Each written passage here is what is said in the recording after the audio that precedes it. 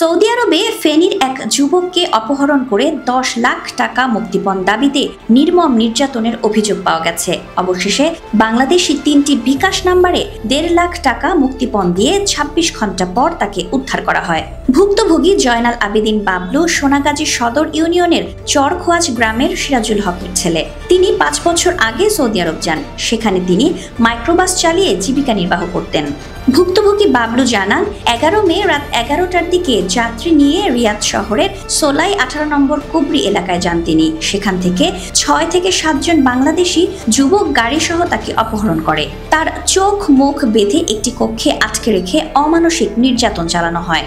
এক পর্যায়ে অপহরণকারীরা ভিডিও কলে নির্যাতনের ভয়াবহতা দেখিয়ে পরিবারের সদস্যদের কাছে ১০ লাখ টাকা মুক্তিপণ দাবি করেন। না দিলে তাকে হত্যার ভয় দেখানো হয়। নিরুপায় হয়ে বাংলাদেশের ৩টি বিকাশ নাম্বারে ১.৫ লাখ টাকা মুক্তিপণ দেন তার স্বজনরা। পরে ১৩ মে রাতে তার চোখ মুখ বেঁধে ঘটনাস্থল থেকে দূরে নিয়ে একটি সড়কের ওপর গাড়ি সহ তাকে ছেড়ে দেওয়া হয়। জানা গেছে, রিয়াদ এলাকায় এ ধরনের ঘটনায় আরও ১০ থেকে ১২ জন বাংলাদেশি যুবককে অপহরণ করা হয়েছে। ফলে প্রবাসী যুবকদের মধ্যে অপহরণ নিয়ে উদ্বেগ বাড়ছে।